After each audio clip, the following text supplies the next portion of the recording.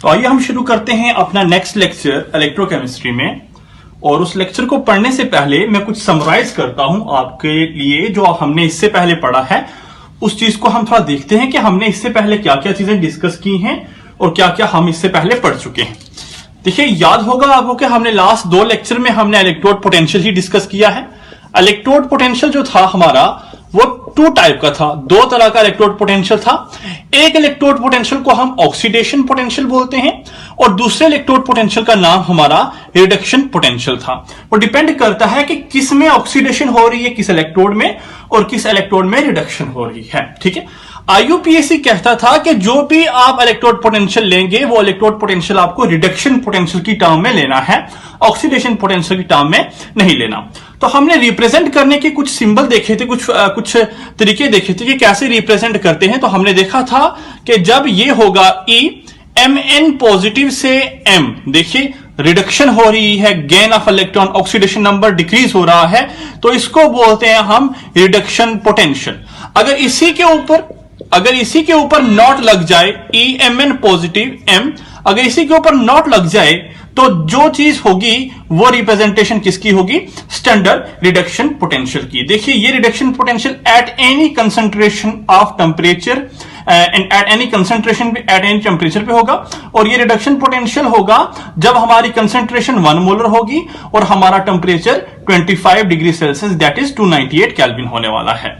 तो ये चीजें हम ऑलरेडी पढ़ चुके हैं, हम जानते हैं। ठीक है, ये रिडक्शन पोटेंशियल है, ये स्टैंडर्ड रिडक्शन पोटेंशियल है। इसी तरीके से हमने ईएमएफ ऑफ अ सेल भी पढ़ा और ईएमएफ ऑफ अ सेल क्या था? वो ये था E of cell is equal to E of cathode minus E of anode minus E of anode. और हम जानते थे कि ये इलेक्ट्रोड पोटेंशियल कैथोड का या इलेक्ट्रोड पोटेंशियल एनोड का किस पे लेना है? हमको रिडक्शन पोटेंशियल की टर्म में लेना है। ठीक है, अगर इसी के ऊपर नॉट लगा दो आप तो E नॉट ऑफ सेल किसके बराबर होगा? वो होगा E naught of cathode minus E naught of anode. और ऊपर वाला जो EMF है वो है EMF at any concentration and at any temperature. और जो नीचे वाला है ये हमारा EMF एट कंसंट्रेशन जब 1 मोलर होगी और टेम्परेचर जब हमारा 25 डिग्री सेल्सियस होगा। तो ये चीजें हम पढ़ चुके हैं, ये चीजें हम ऑलरेडी डिस्कस कर चुके हैं। E नॉट ऑफ सेल और E not that is electrode potential at standard condition. तो ये इलेक्ट्रोड पोटेंशियल स्टैंडर्ड कंडीशन पे that is standard reduction potential पढ़ चुके हैं और स्टैंडर्ड EMF ऑफ सेल हम देख चुके हैं। तो आज का जो लेक्चर है वो कंप्लीटली बेस्ड है हमारा इलेक्ट्रोड पोटेंशियल किसी भी कंसंट्रेशन पे और किसी भी टेम्परेचर पे। ठीक है, और हमारा EMF किसी भी कंसंट्रेशन और किसी भी टेम्परेचर पे। तो आज का जो लेक्चर होगा वो इन चीजों पे डिपेंड है और इन चीजों के लिए दैट इज इलेक्ट्रोड पोटेंशियल निकालने के लिए किसी भी कंसंट्रेशन पे या EMF ऑफ अ सेल किसी भी कंसंट्रेशन पे आप निकालने के लिए जो इक्वेशन हमने पढ़नी है उस इक्वेशन का नाम है नर्स्ट इक्वेशन। क्या नाम है? Nernst equation. तो हेडिंग डालिए आज का lecture that is Nernst equation को। तो हेडिंग डालेंगे आप नर्स्ट इक्वेशन क्या है, हम लिखेंगे यहां नर्स्ट इक्वेशन। देखिए, मैं पहले आपको बता दूं कि जो हमारा आज का लेक्चर है वो एक पार्ट में कंप्लीट नहीं होगा, इसका एक और पार्ट आने वाला है इस वीडियो के बाद। आज के इस लेक्चर में हम कुछ क्वेश्चन करेंगे और नेक्स्ट लेक्चर में हम क्वेश्चन करेंगे और बताएंगे कि नर्स्ट इक्वेशन आई कहां से। तो नर्स्ट इक्वेशन क्या है जरा देखेंगे आप। नर्स्ट इक्वेशन है हमारी E is equal to E naught minus 2.303 RT upon NF log base 10 concentration of product upon concentration of reactant. ये इक्वेशन जो आपके सामने लिखी हुई है इस इक्वेशन को हम बोलते हैं नर्स्ट इक्वेशन। अब इस इक्वेशन में ये टर्म क्या क्या है वो मैं आपके सामने लिखता हूं। देखिए, यहां पे जो E है वो है हमारा EMF और इलेक्ट्रोड पोटेंशियल। EMF भी बोल सकते हैं या आप बोल सकते हैं electrode potential at any concentration and temperature. मैंने आपको पहले ही बोला कि नर्स्ट इक्वेशन किसी भी कंसंट्रेशन और टेम्परेचर पे इलेक्ट्रोड पोटेंशियल या ईएमएफ निकालने के लिए लगाई जाती है। क्लियर है? उसके बाद ई नॉट क्या है? ई नॉट है हमारा स्टैंडर्ड, ठीक है। ई नॉट आ गया तो स्टैंडर्ड आ गया। ई नॉट है स्टैंडर्ड ईएमएफ, स्टैंडर्ड ईएमएफ और इलेक्ट्रोड पोटेंशियल, स्टैंडर्ड ईएमएफ या इलेक्ट्रोड पोटेंशियल, ठीक है। मैक्सिमम ये क्वेश्चन में दिया हुआ होता है। चलिए third part temperature, T. T क्या है? यहां पे टेम्परेचर है, और टेम्परेचर किस में लेना है हमें? टेम्परेचर हमें लेना है केल्विन में। ओके। फोर्थ पार्ट है हमारा यहां पे R. What is R? R यहां पे हमारा गैस कांस्टेंट है, तो हम लिखेंगे गैस कांस्टेंट, और गैस कांस्टेंट की यहां पे जो वैल्यू हमने डालनी है वो है 8.314 जूल पर मोल केल्विन, पर मोल केल्विन। ये गैस कांस्टेंट की वैल्यू है, ठीक है। उसके बाद हमारा 2.303 तो कांस्टेंट हो गया। एफ क्या है? लास्ट लेक्चर अगर आपने पढ़ा है तो उसमें आपने देखा होगा एफ है हमारा Faraday constant, F Faraday constant, ठीक है। तो फैराडे कांस्टेंट की कुछ वैल्यू थी, वो क्या थी? वो अप्रोक्सीमेटली हमारी थी 96500 कूलम। अगर आपको याद हो व्हाट इज फैराडे, तो मैंने आपको कहा था charge on 1 mole of electron, ठीक है, that is known as Faraday. उसके बाद एन क्या है? तो मैंने ये लास्ट लेक्चर में ही आपको बताया कि एन होता है कितने नंबर ऑफ इलेक्ट्रॉन या तो लॉस होंगे या गेन होंगे, ठीक है, या हम बोल सकते हैं कितने इलेक्ट्रॉन ट्रांसफर होंगे। बस यही होता है एन। में आपको दोबारा से बताने वाला हूं। देखिए एक मेरी बात याद रखिए, जब तक आपने लास्ट लेक्चर नहीं देखा तब तक इस लेक्चर की आपको कोई भी समझ नहीं आने वाली। लिंक आपको डिस्क्रिप्शन में मिल जाएगा, या आप देख लीजिए जैसे वीडियो एंड होगी तो वहां भी आपको लिंक दिखाई देगा। आप लास्ट लेक्चर को देख लीजिए यहां से, ठीक है। अच्छा जी, चलिए शुरू करते हैं। ये सारी की सारी चीजें मैंने आपको बताई। अब बात आती है what is P and what is R. तो ये है पी। पी क्या है? पी है कंसंट्रेशन ऑफ प्रोडक्ट, ठीक है। पी है concentration of product, concentration of product. और आर क्या है? आर है कंसंट्रेशन हमारी किसकी? रिएक्टेंट की, कंसंट्रेशन ऑफ रिएक्टेंट, ठीक है। देखिए इक्विलिब्रियम में आप जानते हैं कहीं कहीं लॉग बेस 10 के आगे क्यू लिखा होता है, दैट इज रिएक्शन कोशेंट, ठीक है। कहीं इक्विलिब्रियम में आपने पढ़ा था, कहीं ऐसी रिएक्शन थी 2A इज इक्वल टू, या इक्विलिब्रियम का साइन था और 3B, ठीक है। तो आप इक्विलिब्रियम कांस्टेंट लिखते थे इसके लिए K is equal to concentration of product क्या है? B, और उसकी स्टाइकोमेट्री आप लिखते थे 3। अच्छा जी, कंसंट्रेशन ऑफ रिएक्टेंट क्या है? A, और उसकी स्टाइकोमेट्री लिखते थे आप 2। बस आज इन केस ऑफ इलेक्ट्रोकेमिस्ट्री वहां K को हटा के Q भी कर सकते हैं हम, ठीक है। तो ये कहीं आगे टर्म आने वाली है। जब भी कहीं ऐसी रिएक्शन हुई, पहले प्रोडक्ट की कंसंट्रेशन लिखिए, डिवाइड कीजिए रिएक्टेंट की कंसंट्रेशन। अगर रिएक्शन में स्टाइकोमेट्री है तो उसकी स्टाइकोमेट्री भी आपको मेंशन करनी पड़ेगी कंसंट्रेशन की पावर के हिसाब से, ठीक है। तो ये हुआ हमारा कंप्लीट, एक एक टर्म को हमने एक्सप्लेन किया। अच्छा जी, अब बात ये आती है कि मैक्सिमम अप टू 99% क्वेश्चन जो होते हैं उसमें टेम्परेचर जो होता है हमारा वो 25 डिग्री सेल्सियस ही होता है। 25 डिग्री सेल्सियस मतलब मैक्सिमम रिएक्शन रूम टेम्परेचर पे ही तो होती है। रूम टेम्परेचर क्या ऐसा थोड़ी है कि कहीं रूम टेम्परेचर के अलावा रिएक्शन करेंगे हम, तो रूम टेम्परेचर पे तो रिएक्शन होती है।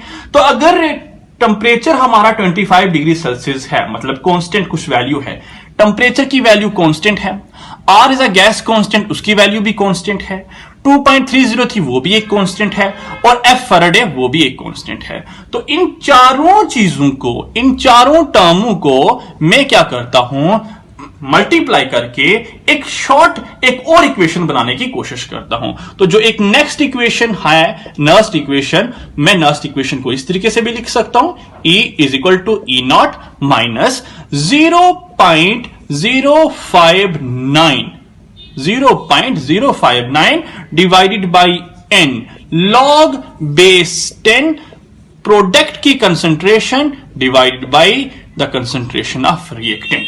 अब ये वाली जो इक्वेशन है, अगर आपको कहीं न्यूमेरिकल आया तो 99% ये वाली इक्वेशन यूज होती है, और कहीं 1% इक्वेशन हम ये वाली यूज करते हैं। ठीक है, क्योंकि मैक्सिमम केसेस में आपको टेम्परेचर 25 डिग्री सेल्सियस ही दिया होता है। मैंने 25 डिग्री सेल्सियस को गैस कांस्टेंट के साथ दिया हुआ है 8.314 मल्टीप्लाई किया, इसके साथ मल्टीप्लाई किया और डिवाइड कर दिया 96500 के साथ, तो निकल के आया 0.059 और नीचे n है वैसा का वैसा ही है। That is known as Nernst equation. ये सेकंड फॉर्म है हमारी नर्स्ट इक्वेशन की जो मैक्सिमम यूज होती है हमारे क्वेश्चंस में। तो ये थी हमारी नर्स्ट इक्वेशन। अब इस नर्स्ट इक्वेशन को मैं यूज करके पहले मैं रिडक्शन पोटेंशियल या ऑक्सीडेशन पोटेंशियल भी निकाल सकता हूं। नर्स्ट इक्वेशन यूज करके मैं रिडक्शन पोटेंशियल या oxidation potential that is electrode potential भी निकाल सकता हूं, या मैं ईएमएफ हमारे सेल का भी निकाल सकता हूं। तो आइए मैं क्वेश्चन करता हूं, मैं आपको बताता हूं कैसे रिडक्शन पोटेंशियल या ऑक्सीडेशन पोटेंशियल निकालते हैं, और उसके बाद मैं एक सेल की ईएमएफ भी निकाल के आपको बताऊंगा इस इक्वेशन के थ्रू। देखिए, तो क्वेश्चन आपके सामने लिखा हुआ है, find the oxidation potential and reduction potential of Fe2 positive और उसकी कंसेंट्रेशन दी हुई है 0.01 mole to Fe solid at 25 degree Celsius, और हमें दिया हुआ है उन्होंने क्वेश्चन में स्टैंडर्ड कंडीशन पे इलेक्ट्रोड पोटेंशियल। और कौन सा इलेक्ट्रोड पोटेंशियल दिया हुआ है पहचानिए जरा। ये 2 पॉजिटिव से 0 में जा रहा है, इसका मतलब स्टैंडर्ड तो है, कोई बात नहीं, स्टैंडर्ड के साथ 2 से 0 में गया तो ये रिडक्शन हो रही है, तो ये है स्टैंडर्ड रिडक्शन पोटेंशियल हमें दिया हुआ। अब आपको नर्स्ट इक्वेशन लगानी है, और नर्स्ट इक्वेशन लगा के आपको ऑक्सीडेशन पोटेंशियल और रिडक्शन पोटेंशियल निकालना है इस वाले इलेक्ट्रोड का। तो आइए निकालते हैं। अच्छा जी, बात अगर यह है कि अगर मैं रिडक्शन पोटेंशियल निकालूं तो मैं उसका ऑक्सीडेशन पोटेंशियल निकाल सकता हूं आराम से। अगर रिडक्शन पोटेंशियल निकालेंगे तो ऑक्सीडेशन पोटेंशियल माइनस या प्लस साइन चेंज करके निकाल दे सकते हैं ना, क्योंकि रिडक्शन पोटेंशियल निकल गया तो ऑक्सीडेशन पोटेंशियल उसका जस्ट ऑपोजिट होने वाला है, ये हम पढ़ा है हमने, ठीक है। तो इन दोनों में से आप कोई भी निकाल लीजिए तो दूसरा जो होगा वो उसका ऑपोजिट होने वाला है। क्योंकि आईयूपीएसी रिडक्शन पोटेंशियल को ज्यादा प्रेफरेंस देती है, तो मैं क्या करता हूं, रिडक्शन पोटेंशियल निकालता हूं आपके सामने। अगर मैं रिडक्शन पोटेंशियल निकाल रहा हूं तो मुझे रिडक्शन पोटेंशियल की ही इक्वेशन लिखनी है, रिडक्शन की इक्वेशन लिखनी है। तो मैं लिखता हूं आपके सामने रिडक्शन की इक्वेशन। तो रिडक्शन क्या है, गेन ऑफ इलेक्ट्रॉन।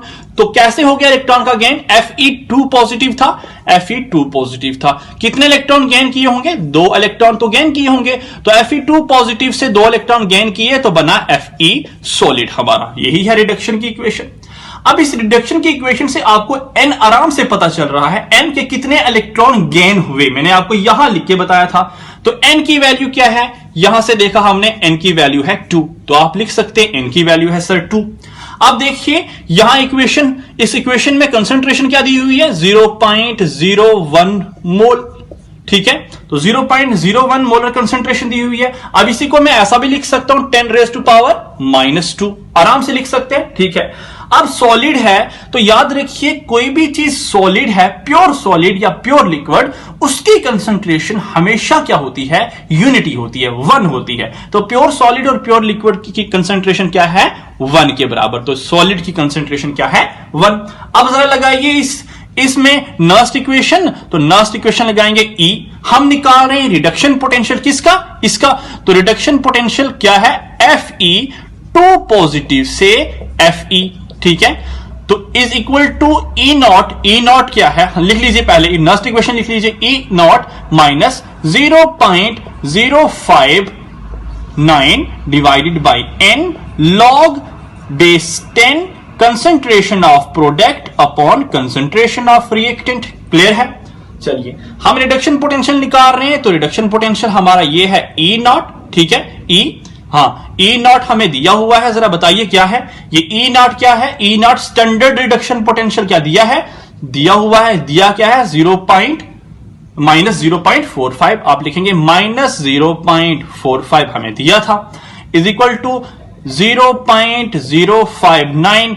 n की वैल्यू हमने देखी, n की वैल्यू क्या है, n की वैल्यू आप लिखिए 2 log base 10। Concentration of product क्या है, कंसंट्रेशन ऑफ Fe है, तो आप लिखेंगे concentration of Fe। Concentration of reactant क्या है, कंसंट्रेशन ऑफ Fe2 है, तो आप लिखेंगे कंसंट्रेशन ऑफ Fe2 पॉजिटिव, ठीक है।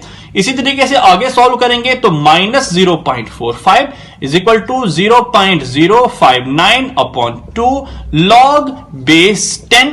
कंसेंट्रेशन ऑफ Fe क्या है, वो है 1, और कंसेंट्रेशन ऑफ Fe2 क्या है, 10 की पावर -2। ठीक है, क्लियर है। चलिए आगे देखिए, हो गया क्लियर।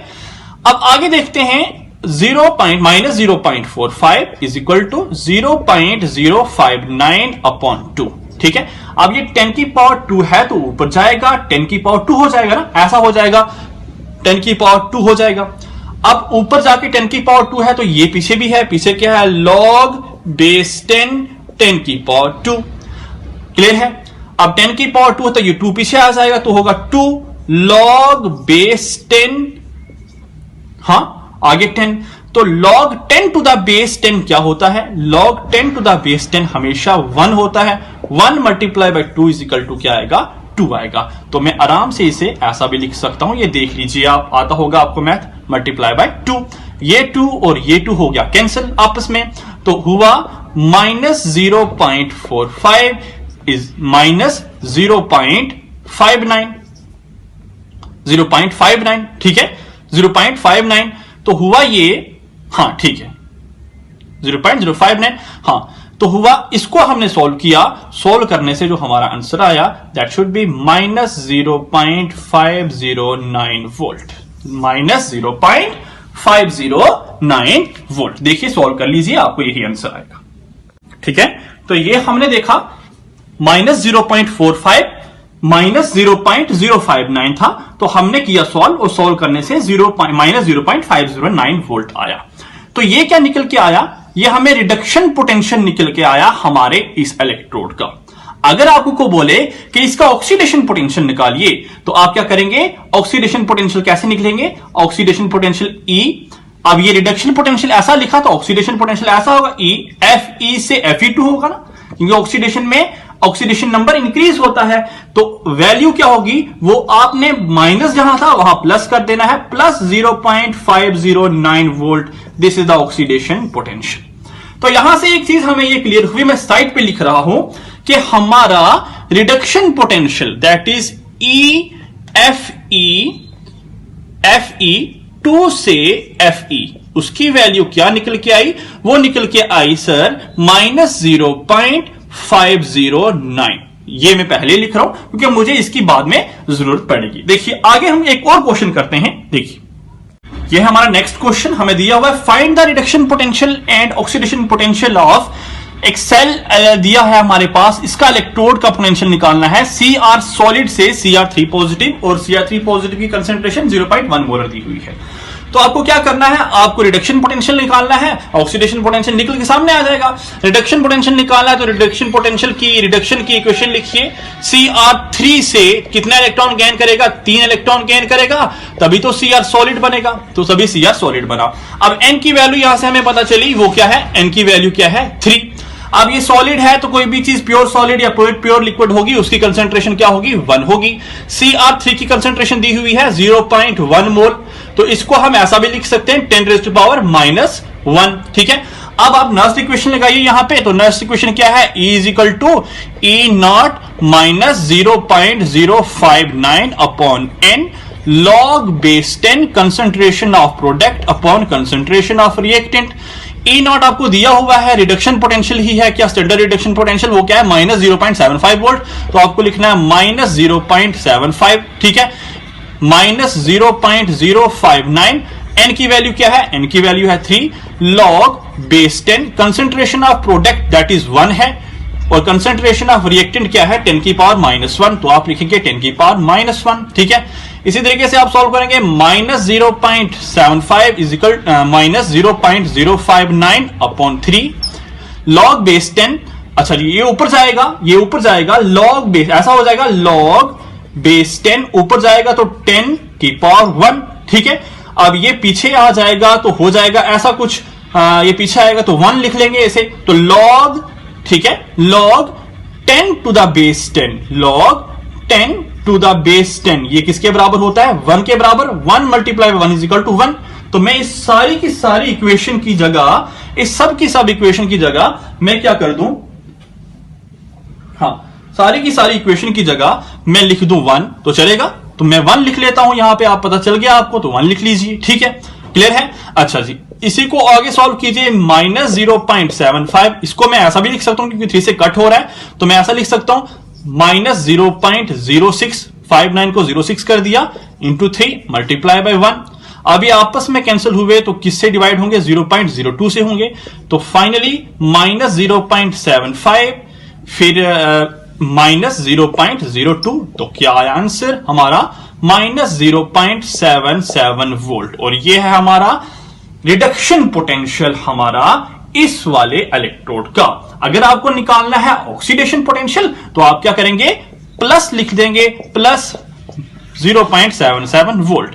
तो यहां से हमने अपना रिडक्शन पोटेंशियल निकाला किस वाले सेल के लिए? Cr3 पॉजिटिव से Cr, और उसकी वैल्यू क्या है? -0.77 वोल्ट। ठीक है, अब मैं क्या करता हूं, इन दोनों इलेक्ट्रोड को जोड़ के EMF बनाने की कोशिश करता हूं। इन दोनों को कंबाइन करके एक सेल बनाऊंगा और सेल की मैं EMF निकाल के बताऊंगा आपको, यही नास्ट इक्वेशन लगा के। तो आइए थर्ड क्वेश्चन करते हैं। इन दोनों इलेक्ट्रोड को जोड़ के हम सेल बनाते हैं और फिर EMF निकालते हैं उसकी। तो क्वेश्चन है आपके सामने, find EMF of a cell, और सेल आपके सामने है Cr से Cr3 पॉजिटिव, उसकी कंसेंट्रेशन आपको दी हुई है 0.1 मोल, और 60 बीज के इस तरफ आपको दिखाई दे रहा होगा कि Fe2 पॉजिटिव 0.01 मोलर से Fe में जा रहा है। और यही पहले इलेक्ट्रोड हमने लिए थे, अगर आपको याद होगा। यही इलेक्ट्रोड, इसका क्वेश्चन मैंने पहले करवाया और इसका क्वेश्चन मैंने बाद में करवाया। अब EMF निकालनी है, तो EMF निकालने का फॉर्मूला आपको आता है, क्या है? EMF ऑफ अ सेल का फॉर्मूला है that is E of cell किसके बराबर है? E of cathode minus E of anode, minus E of anode आप जानते हैं। और यहां हमें क्या लेना होता है? दोनों तरफ रिडक्शन पोटेंशियल लेना होता है, कैथोड का भी रिडक्शन पोटेंशियल और एनोड का भी रिडक्शन पोटेंशियल लेना होता है। ठीक है, क्लियर है? अब ऑलरेडी आप रिडक्शन पोटेंशियल कैथोड और एनोड के निकाल चुके हैं और ये लिखे हुए मैंने आपके सामने। ठीक है, अब जरा पहचानिए कैथोड कौन और एनोड कौन। जो राइट हैंड साइड पे लिखा होता है साल्ट ब्लीच के, वो हमारा कैथोड होता है। मैं बार बार बोल चुका हूं, ये कैथोड है और ये हमारा एनोड है।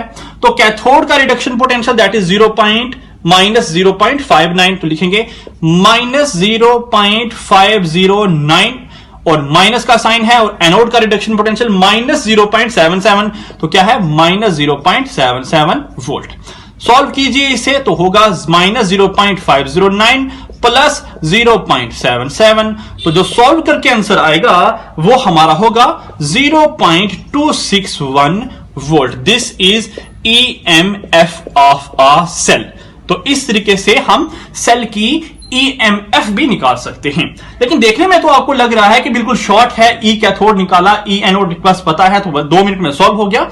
लेकिन याद रखिए, इस क्वेश्चन को सॉल्व करने के लिए आपको इससे पहले जो दिए हुए 2 क्वेश्चन थे वो सॉल्व करने पड़ते हैं। इस क्वेश्चन को सॉल्व करने के लिए आपको इस कैथोड का रिडक्शन पोटेंशियल निकालना है, इस एनोड का भी रिडक्शन पोटेंशियल निकालना है। मतलब left hand side and right hand side दोनों का आपको रिडक्शन पोटेंशियल निकालना पड़ेगा और उसके बाद आप EMF निकाल सकते हैं। इतना इजी क्वेश्चन नहीं है, बड़ा लेंथी टाइप का क्वेश्चन है। दैट्स व्हाई इसको इजी बनाने के लिए एक शॉर्टकट है, उस शॉर्टकट का यूज करके हम क्या करते हैं, EMF ऑफ अ सेल बड़ी आसानी से निकाल सकते हैं। और वो शॉर्टकट कहां से आएगा? वो शॉर्टकट भी हमें नास्ट इक्वेशन से आएगा। तो मैं आपको यह बोलना चाहता हूं कि नास्ट इक्वेशन यूज करके हम डायरेक्टली किसी भी सेल की EMF निकाल सकते हैं। तो आइए देखते हैं कैसे नास्ट इक्वेशन यूज करते हैं और कैसे नास्ट इक्वेशन यूज करके हम किसी भी सेल की EMF निकालते हैं। आइए सॉल्व करते हैं इस चीज को। चलिए, अब हमने पढ़ा है कि नास्ट इक्वेशन क्या है। अभी आंसर क्या आया था, जरा यहां पे साइड पे लिख देते हैं, -0.261 आया था। ठीक है, तो अगर यही आंसर आया तो इसका मतलब हम ठीक चल रहे हैं। अब जरा नास्ट इक्वेशन लगाइए यहां पे। नास्ट इक्वेशन क्या है? नास्ट इक्वेशन है E of cell is equal to E naught of cell minus 0.059 upon n log base 10 concentration of product upon concentration of reactant. ये EMF सेल निकालना चाहते हैं। EMF cell that is E naught है, standard EMF cell ये सारा का सारा आप जानते हैं आगे क्या क्या वैल्यू है। अब standard EMF of a cell हमें नहीं पता, तो स्टैंडर्ड ईएमएफ ऑफ सेल आराम से आप निकाल सकते हैं। आपको वैल्यू दी हुई है, ये देखिए ऊपर दी हुई है वैल्यू, ठीक है। अब यहां से पहचानिए कैथोड और एनोड कौन सा है, तो आपको पता चल जाएगा this is cathode, this is anode, तो आराम से निकाल सकते हैं स्टैंडर्ड ईएमएफ। तो क्या होगी, E naught of cell is equal to E naught of cathode minus E naught of anode. अब कैथोड कौन सा है, जो राइट हैंड साइड पे है, दैट इज आयरन, और उसकी वैल्यू क्या दी हुई है, -0.45, और एनोड की वैल्यू क्या दी हुई है, -0.75। इसको सोल्व किया तो आंसर आया -0.30 वोल्ट। जरा देख लीजिए, this is E naught of cell, E naught of cell आप निकाल दिया है। ई नॉट ऑफ सेल क्या है, standard EMF of a cell, और स्टैंडर्ड ईएम ऑफ सेल आपको इन स्टैंडर्ड इलेक्ट्रोड पोटेंशियल वाली वैल्यू से पता चलेगा। अब दोनों तरफ ये देखिए, यहां भी रिडक्शन पोटेंशियल लेना है, यहां भी रिडक्शन पोटेंशियल लेना है। देखिए अगर ऑक्सीडेशन नंबर डिक्रीज हो रहा है तो रिडक्शन भी हो रही है, तो हमने रिडक्शन पोटेंशियल लिया। अगर कहीं ऑक्सीडेशन पोटेंशियल दिया होता तो हम साइन को चेंज करके रिडक्शन पोटेंशियल की वैल्यू निकाल सकते थे। तो अब n की वैल्यू नहीं पता, n की वैल्यू पता करने के लिए हमें क्या करना पड़ेगा, हमें देखना पड़ेगा सेल में कौन कौन सी रिएक्शंस हो रही हैं। अब सेल में रिएक्शन दो तरह की हो रही हैं, ऑक्सीडेशन भी हो रही है, रिडक्शन भी हो रही है, ठीक है। तो हमें सेल रिएक्शन लिखनी पड़ेगी, तो हम लिखते हैं सेल रिएक्शन। पहले देखिए Cr है, Cr चेंज हुआ Cr3 पॉजिटिव में, तो Cr3 पॉजिटिव में तब चेंज होगा जब इसने 3 इलेक्ट्रॉन लॉस किए होंगे। अब Fe2 है, तो Fe2 पॉजिटिव से Fe बना, कैसे बना, जब 2 इलेक्ट्रॉन गेन किए होंगे, तो Fe2 पॉजिटिव ने 2 इलेक्ट्रॉन गेन किए तो Fe बना। अब हम इन्हें क्या करते हैं, इक्वेट करते हैं। अब इक्वेट करने के लिए पहले हमें देखना है कि यार इलेक्ट्रॉन आपस में कैंसिल हो सकते हैं, तो देखा इलेक्ट्रॉन एक तरफ 3 एक तरफ 2 कैंसिल नहीं हो सकते, तो फिर इस इक्वेशन को मल्टीप्लाई करेंगे किसी के साथ तो तभी कैंसिल होंगे। तो इस इक्वेशन को मैंने अगर 2 से मल्टीप्लाई किया तो हो जाएंगे 3 × 2 6 इलेक्ट्रॉन, और इसको मैं मल्टीप्लाई कर दूं 3 के साथ तो 3 × 2 6 इलेक्ट्रॉन। अब इलेक्ट्रॉन बराबर हो गए, तो अब ये इलेक्ट्रॉन आपस में कैंसिल हो सकते हैं। तो अब इलेक्ट्रॉन को बराबर करने के बाद 2 × Cr is equal to 2Cr, ठीक है। 3 × Fe2 is equal to 3Fe2, ठीक है। ये इलेक्ट्रॉन और ये इलेक्ट्रॉन हो गए कैंसिल क्योंकि ये बराबर हो चुके थे, 6 electron 6 electron. 2 × Cr 3 positive is equal to 2Cr3 positive, और 3 × Fe is equal to 3Fe। अब यहां से तो n की वैल्यू भी पता चल गई। n की वैल्यू क्या है, कितने इलेक्ट्रॉन है, 3 × 6, 3 × 6, तो n की वैल्यू क्या निकल के आई, n की वैल्यू निकल के आई 6। n की वैल्यू क्लियर है, ठीक है। अब प्रोडक्ट की कंसंट्रेशन देखिए, प्रोडक्ट हमारे पास ये है और रिएक्टेंट ये है, रिएक्टेंट की कंसंट्रेशन देखिए। अब ये चीजें तो सॉलिड है, सॉलिड की कंसंट्रेशन क्या होती है, सॉलिड की कंसंट्रेशन वो यूनिटी होती है, तो इसको आप निग्लेक्ट कर दो। अब देखिए इसकी कंसंट्रेशन Cr3 पॉजिटिव की दी हुई है, वो क्या है 0.1 मोल, और इसकी कंसंट 3Fe2 0.01 मोल, ठीक है। अब इसको मैं ऐसा भी लिख सकता हूं 10 की पावर -1, ठीक है, 10 की पावर -1, और इसको मैं ऐसा भी लिख सकता हूं 10 की पावर -2। अब बात याद रखिए, 10 की पावर -1 तो लिखा, अब उसके पीछे स्टाइकोमेट्री क्या है 2, तो मैंने पहले ही कहा था कि स्टाइकोमेट्री भी लिखनी है, तो लिख दी स्टाइकोमेट्री 2। अब 10 की पावर -2 लिखा, तो उसके पीछे स्टाइकोमेट्री भी लिखनी है, और स्टाइकोमेट्री क्या है 3, तो 10 की पावर -2 और उसके पीछे हमने स्टाइकोमेट्री भी मेंशन की, दैट इज 3। तो यही चीजें मैं आपको पहले एडवांस में बता चुका था जब मैं स्टार्टिंग में इस लेक्चर को ले रहा था, ठीक है। तो अब जरा ये सारी की सारी चीजें आपको इस इक्वेशन में पुट करनी है, याद रखिए जो चीजें हमने लिखी हुई हैं, ठीक है। अब जरा मैं पुट करने वाला हूं इस इक्वेशन में, देखिए। Okay, E naught of cell, E naught of cell क्या निकल के आया, वो निकल के आया 0.30 माइनस 0.059। n की वैल्यू क्या थी, n की value 6 log base 10। Concentration of product 10 की पावर -1 और उसका बेस क्या है 2 है, 10 की पावर -1 और उसकी पावर क्या है 2 है, पावर 2, और 10 की पावर -2 का होल 3, ठीक है। तो लिखेंगे 10 की पावर -2 और उसकी स्टाइकोमेट्री क्या थी 3 थी, ठीक है। तो ये चीजें हम सीख चुके हैं, निकाल चुके हैं, हमें पता चल गया है। चलिए आगे देखिए, इससे आगे सॉल्व करते हैं इस क्वेश्चन को। तो है 0.30 माइनस 0.59 को मैं लिख सकता हूं 0.06 डिवाइडेड बाई 6 log बेस 10। ये ऊपर जाएगा 10 की पावर -6 हो जाएगा, और ऊपर है ये -6 है, ऊपर जाके +6 हो जाएगा, ऊपर जाके 10 की पावर +6 हो जाएगा ना बच्चे, ऊपर जाएगा 10 की पावर +6, और ऊपर ऑलरेडी क्या है 10 की पावर -2, तो क्या बचेगा 10 की पावर 4 बचेगा। ठीक है, अब 4 आ जाएगा पीछे, तो 4 पीछे आया तो log 10 टू द बेस 10 1 के बराबर होता है, तो ये 4 बन जाएगा पूरा, तो होगा 0.30 माइनस 0.06 डिवाइडेड बाई 6 इंटू 4। ये आपस में हुआ कैंसिल, तो 0.01 होगा, 0.01। तो फिर यहां से सॉल्व करेंगे 0.01 को 4 से मल्टीप्लाई कर लीजिए, तो क्या आएगा आंसर -0.04 आएगा। तो इन दोनों को हमने सॉल्व किया, तो फिर माइनस करके जो आंसर आया दैट इज 0.26 वोल्ट आंसर आया। तो डायरेक्ट नर्स्ट इक्वेशन लगा के जो आंसर आ रहा है ईएमएफ ऑफ सेल वो है 0.26 वोल्ट, और ऑलरेडी जो हमने लॉन्ग मेथड देखा था उससे भी जो आंसर आ रहा था वो था 0.26 वोल्ट। तो ये डायरेक्ट मेथड है जिस मेथड से हम ईएमएफ ऑफ अ सेल निकाल सकते हैं नर्स्ट इक्वेशन लगा के। हमने ईएमएफ सेल की भी निकाली और हमने इलेक्ट्रोड का भी पोटेंशियल निकाला नर्स्ट इक्वेशन लगा के। ठीक है, तो इस तरीके से हमने कुछ क्वेश्चन सॉल्व किए हैं। आई होप आपको अच्छे से क्लियर हुआ होगा। इसका नेक्स्ट पार्ट कल मैं बनाने वाला हूं, वो कल आपके सामने इसका नेक्स्ट पार्ट आएगा। Thank you.